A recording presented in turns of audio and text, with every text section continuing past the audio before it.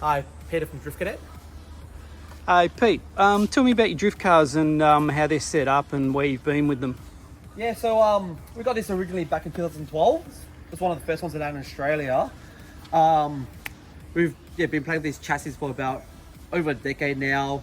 We built them for reliability.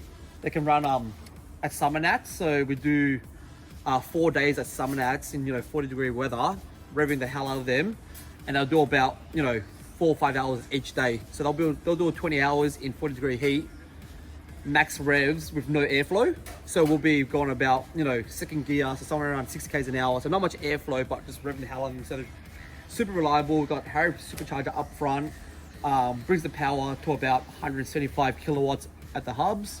Oil cooler to keep those fluids under check. We've got Shockworks suspension, JK Tech lock kit, 2A LSDs, they're motorsport LSDs, so they're a lot tighter than factory. And then all the safety gear inside, so bucket seats, roll cages, things like that.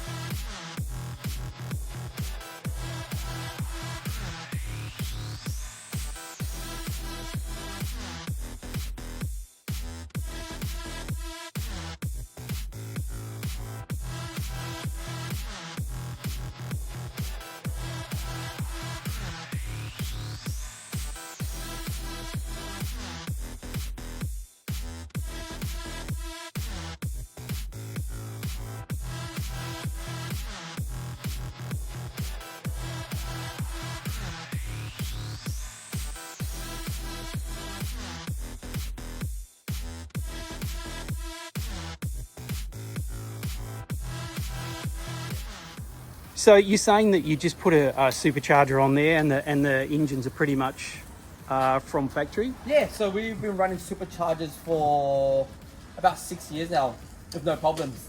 This car's got about 110,000 Ks on it. This one's got about 90,000 Ks. So okay, yeah, we run not much boost, only 7 pounds boost, but they're more of a they got good feedback, right? There's no lag on it because being supercharger and low boost, high comp motor.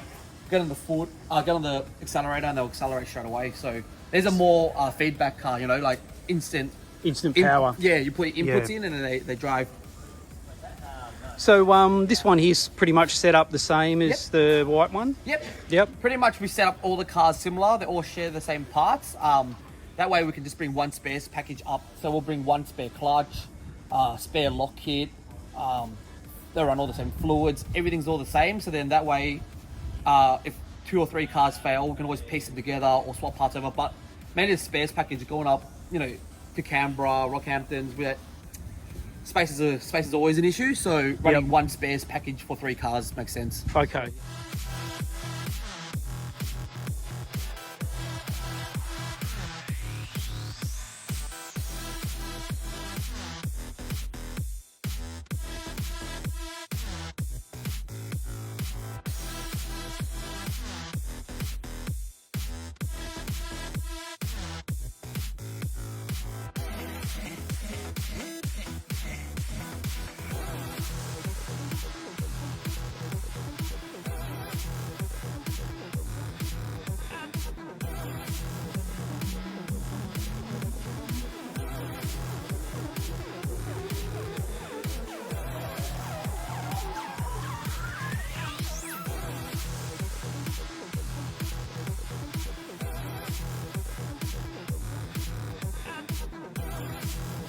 And what's the red one? Is that in the build or is that an older car? That's an old spare car that we had. So we're just selling that off just to downsize a bit for new projects to come on board. So okay. Yeah, it's just one of those things where you just buy too many cars and run out of space.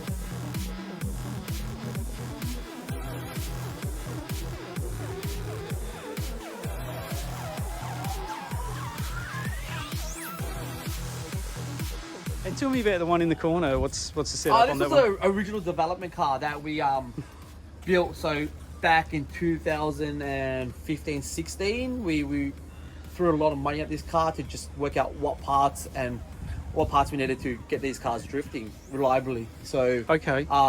this was the trial and error car where we just bought a lot of parts, see what worked, see what you needed, and then the purple and the white one's more refined. Okay, So, okay. So this is the car where originally started. You can see how faded the vinyl wrap is.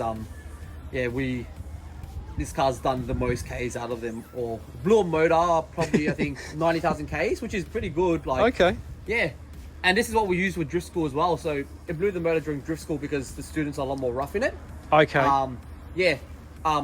With more professional drivers, I guess they drive with the car. When we're teaching students, they're driving against the car because they're still learning.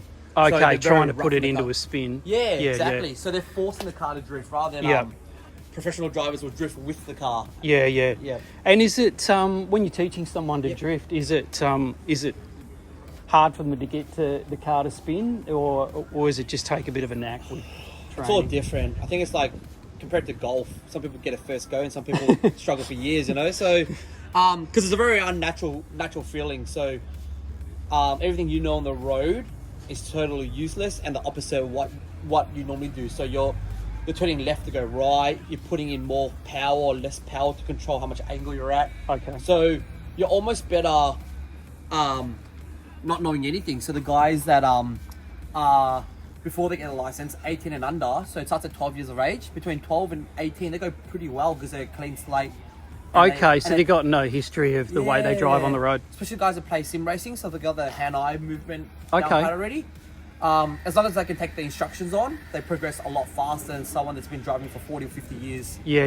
Because they've got the way they like to drive and the way they like to sit and things like that. Yeah. So So how it's long kinda how long have you been doing drifting? A few decades now. I'd say the first decade was pretty bad, and then the second decade I got a lot better. So yeah, again, I didn't pick it up naturally, and that's why we started the drift school, because it took me 10 years of messing around and sucking at it before I kind of got the hang of it. Okay. And then we started the business about 2016. Okay. So yeah, about 8 years now we've had it. So it's one of those things where I think people, again, you're assuming that drifting is similar to driving. It's just totally the opposite. And like any sport, you need practice, you need seat time. So, you're not going to be able to shoot 3-pointers, basketball, play golf, whatever, first go, right? Same thing here. You're going to need lots of seat time, lots of practice, and this sport's just very expensive. That's the hardest thing. Yeah, Seat time yeah. is very hard, whereas a basketball is pretty affordable. So what things sort of go wrong when you're drifting? Is there The biggest thing probably is drivetrain issues, because you're putting a lot of shock load on the car. okay? Yeah, so you'll kick the clutch a lot to break traction on the rear tires. Okay. So a lot of times clutch brakes, gearbox brakes, diff brakes, a lot of axles brakes. So drivetrain, it's a very abusive sport. Like you're just constantly on the clutch, kicking it. You'll be on the handbrake, so the wheel speed goes from anywhere from first gear to fourth gear, right? So you could be going 100 plus Ks on the handbrake. That stops instantly. Then you kick the clutch again. So you can imagine the back wheel coming from all that load into the handbrake, so it locks up, and you kick the clutch again. It goes back into wheel spin. So that load goes through all that drivetrain. Okay, so yeah, it's going to be hard on it 100%. quite a So bit. that's Yeah. why we're always braking. Yeah, that's the main things. Motors normally they're pretty reliable, but yeah, drivetrains cop it a lot. Okay, yeah. And if someone's getting into drifting, any advice? Maybe find a cheaper sport, but no, it's super fun. I think that white car we drove for 2 years stock. Okay. You just want to get something that's rear-wheel drive, Yep. manual, and just drive it as hard as possible. So I think the 86 at the moment is the best bang for buck. You can pick them up for about 15 grand. Keep it registered, drive it to work or uni, Yep. and then do your motorcarnas a couple times a year to learn how to drive. So that's how I recommend get it started. Motorcarnas, very cheap entry fee. You don't use much tires as well, and keep it registered so it doesn't cost you money. Yeah. Thank you very much. All good. Thank you. Cheers. Cheers.